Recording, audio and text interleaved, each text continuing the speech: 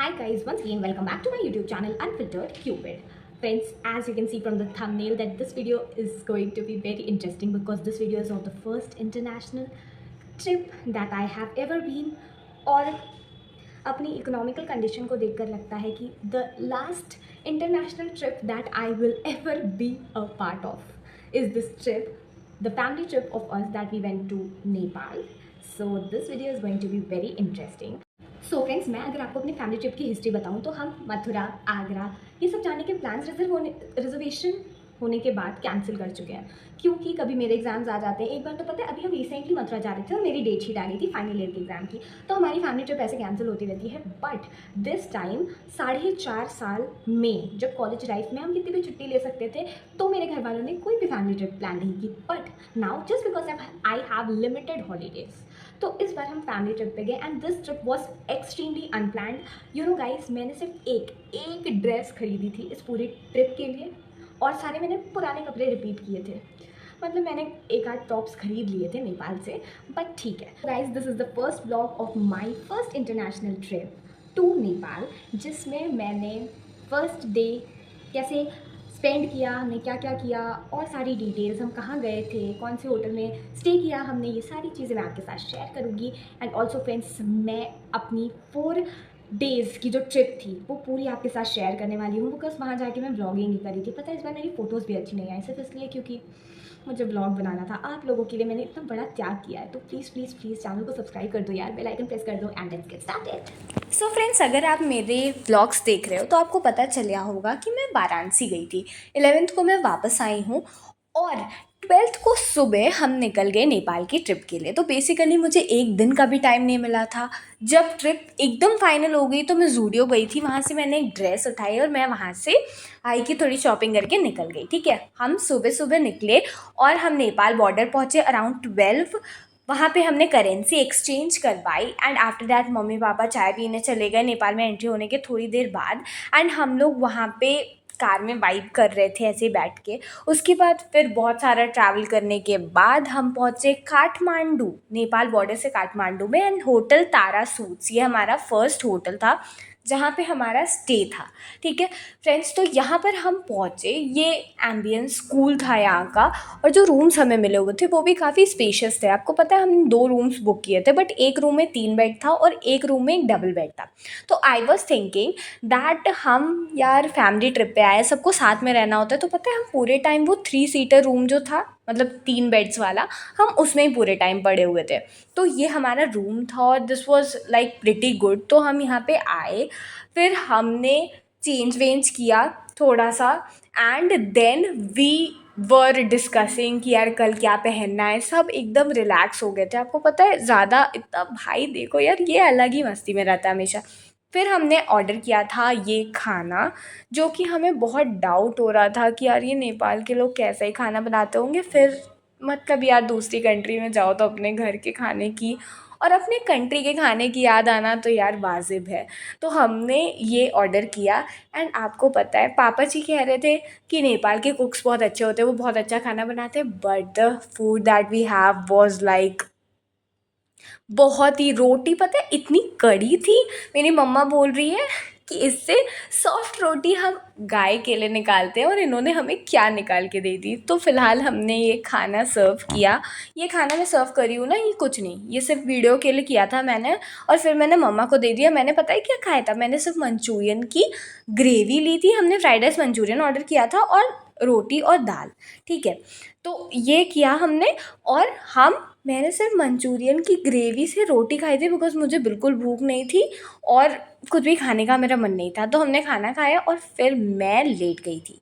तो हम सो गए और थके हुए भी थे. सुबह उठे तो this was the only outfit that I have and only outfit that I thought that I could wear on the place that we were going to visit. आपको पता है क्या है, छोड़ो बाद में बताऊंगी.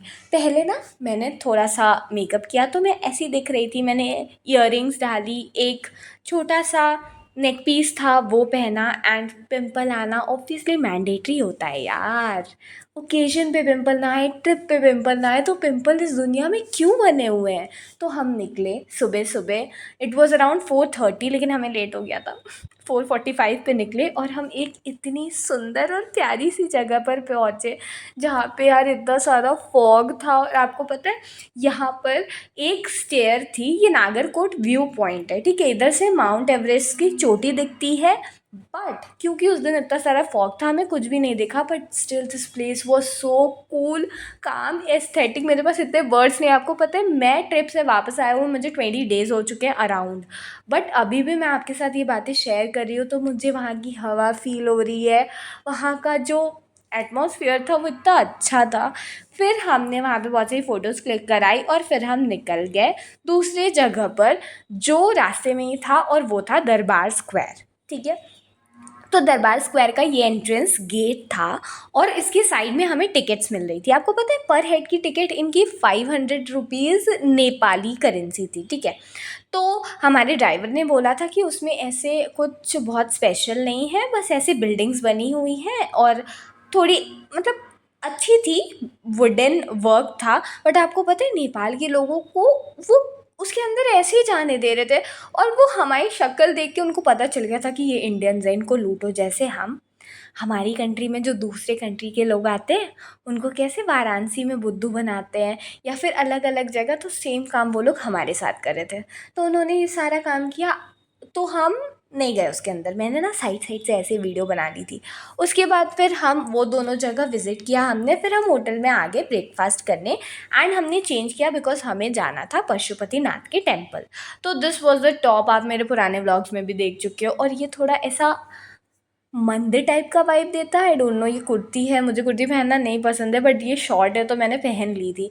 तो ये कुर्ती मैंने पहनी और हम लोग ये देखिए कि हनुमान जी हमें दिखे थे। वो पशुपतिनाथ टेम्पल में कोई तो था, वो ड्रेस होके घूम रहा था, ठीक है।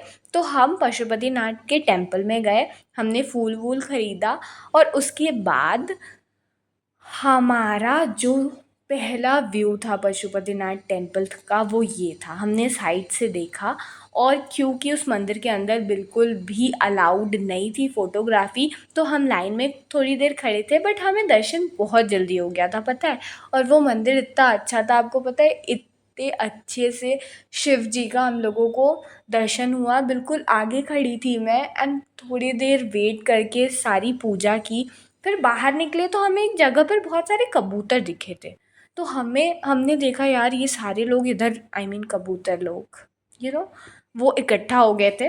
तो हमने उनके साथ फ़ोटोज़ क्लिक की, मम्मा की भी फ़ोटो क्लिक की थी। आफ्टर दैट पता है बाहर निकले तो मेरा भाई हम लोगों को नहीं दिख रहा था, और वो पता है डायरेक्टली कार के पास चला गया था हमें बताए बिना। हम टेंशन में आ गए कि भाई ये कहाँ निकल गया है, लेकिन फिर थैंकफुली वो मिल गया। फिर हम नेक्स्ट टेम्पल पे गए जहाँ पर हमें बाहर एक अंकल दिखे जो पैसे से पैसा सेल कर रहे थे। मतलब इंडिया में तो हम यार वो बच्चों वाली नोट्स खरीदते हैं, बट यहाँ पे ये रियल नेपाली कॉइन्स दे रहे थे हमारी इंडियन करेंसी को लेकर। तो हमने वहाँ से बहुत सारे कॉइन्स लिए। मेरे भाई ने बोला कि मैं अपने फ्रेंड्स को गिफ्ट करूँगा, तो मैंने बोला यार ये आइडिया तो सही है, मैंने भी ले लिए थे कॉइन्स। फिर हम आ गए गुहेश्वरी शक्ति पीठ में, ठीक है। तो ये मैंने भाई से बोला जाओ बेल बजाओ, और वो जाके 1 2 3 4, मैंने बोला भाई रुक जाओ, ये पुलिस वाले अंकल हम लोगों को पीट देंगे। तो हमने वहाँ से दर्शन किया, और क्योंकि धूप निकल गई थी तो अब हमने लगा दिया था चश्मा, और अब हम अच्छी अच्छी सी वाइब में जाने वाले थे एक दूसरी जगह। आपको पता है कौन सी जगह है? ये है बौद्ध स्तूप। This is the world heritage site, and ये बहुत बड़ा है। पर मैं बताऊँ यहाँ पे इतनी ज़्यादा धूप थी ना जब हम यहाँ पे विज़िट किए, तो हमें बहुत ऐसे मज़ा नहीं आया, बट यहाँ की फ़ोटोज़ बहुत अच्छी आई है, पता है। नेक्स्ट हमने यहाँ पे थोड़ा ऐसे राउंड में घूमा, then we went to the next temple जो था स्वयंभूनाथ।